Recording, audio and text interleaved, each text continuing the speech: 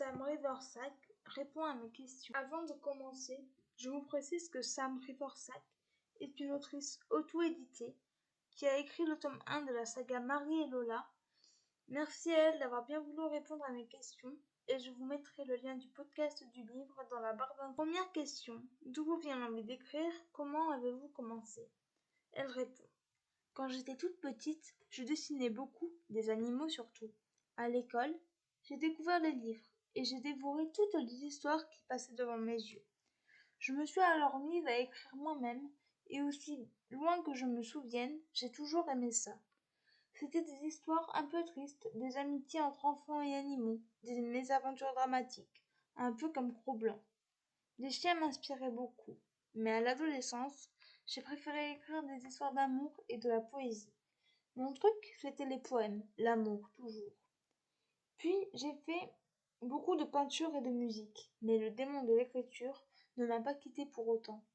Il est revenu dans toute sa puissance avec un roman policier qui a surgi de nulle part, un beau matin, trop pressant pour pouvoir l'ignorer.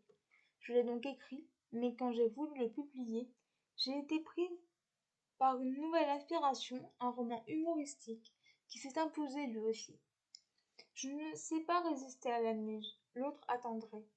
Séduite par l'humour de ce premier opus, je me suis dit que je ne risquais rien à le publier pour voir s'il avait du succès, car c'était un petit livre bien plus court que le roman policier. Vous l'avez lu, c'est Pour un selfie avec lui.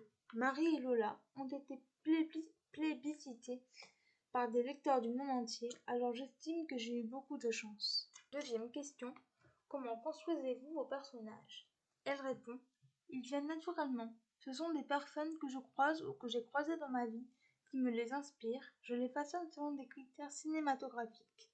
Je vois tant de films que je retiens malgré moi tout ce qui fait un personnage intéressant, ses doutes, ses défauts, ses sentiments, son profil. Je visualise sans le faire exprès un acteur ou une actrice que j'aime et que j'ai vu dans un rôle proche et je l'imagine dans la peau de mon personnage, disant des répliques qui lui iraient bien. Je peux aussi choisir des acteurs particuliers pour les scènes d'action, comme Tom Cruise, Russell Crowe. Ce qui me plaît beaucoup, c'est d'avoir un tandem pour pouvoir jouer sur le comique de contraste. Cela met en valeur les deux personnages et les rend inséparables. Troisième question, quelles sont vos sources d'inspiration? Elle répond, avant tout, le cinéma, avec son univers manichéen. J'aime bien quand il y a des bons et des méchants, c'est puéril mais efficace. Je décris les points communs entre ces deux types de personnages qui ne sont pas toujours si éloignés. Ensuite, il y a les livres, les thrillers, les romans à l'humour anglais, comme ceux de P.G. Wodehouse, la littérature, comme les écrits de John Fante, de Marcel Pagnol, les séries comme Amicalement Vôtre, le théâtre et la musique classique. Tous ces univers se mélangent pour n'en faire plus qu'un, celui d'une vie parallèle imaginaire. Quatrième question, votre moment préféré pour écrire? Elle répond, les après-midi tranquilles, les soirées silencieuses. Jamais le matin. Je me lève tard et ensuite je commence la journée en sortant pour marcher, rêver et respirer. Cinquième question. Quelle relation entretenez-vous avec vos personnages? Elle répond, c'est une excellente question parce qu'ils ont beaucoup de place dans ma vie, du moins les héros. Ils deviennent mes proches, je vis avec eux, alors je les affectionne. Je refuse de leur faire arriver n'importe quoi. Je ne pourrais pas les faire mourir par exemple, comme Conan Doyle avec Sherlock. Il a quand même été obligé de le faire revenir. Dans la vie courante, je les entends souvent dire des répliques dont je prends note. Je me dis qu'il ferait tel mot d'esprit ou tel autre, qu'il bouderait ou se mettrait en boule à telle occasion. Cela m'amuse beaucoup. Il y a des interférences entre leur caractère et le mien. Sixième question. Avez-vous déjà écrit un livre avec un autre auteur? Aimeriez-vous essayer? Elle répond. Je n'ai jamais eu cette opportunité. Je suppose que ce serait génial. Surtout avec un auteur que j'aime lire. Il y en a avec qui je trouverais ça vraiment excitant. Wodehouse, J.K. Rowling, Preston and Child. Septième question. Avez-vous des projets d'écriture en ce moment?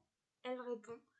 Je dois publier un roman policier sur fond de passion et de trahison avec 2 flics et une psychologue qui se passe en Amérique du Sud et en Europe.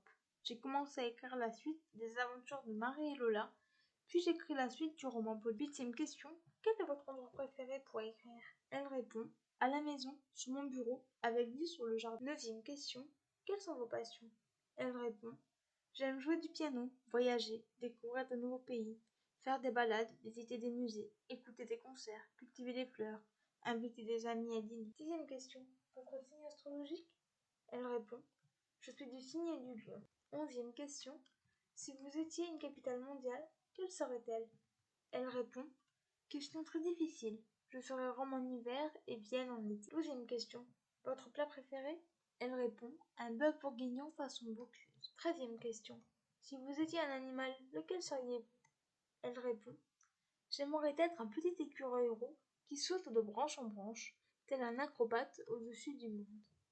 14e question. Êtes-vous plutôt plat salé ou sucré? Elle répond. Les deux.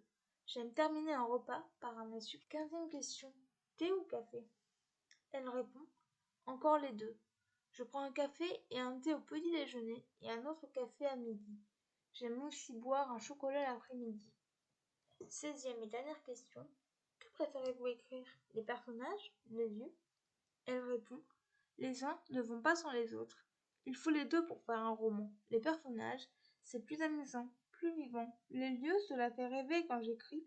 Je ressens les mêmes choses que quand je lis, même si c'est moi qui invente tout. Voilà, c'en est tout pour ce podcast. J'espère qu'il vous aura plu.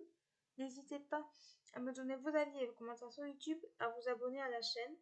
Je remercie encore une fois l'autrice d'avoir bien voulu répondre à mes questions et je vous retrouve très bientôt pour un nouveau podcast. Ciao!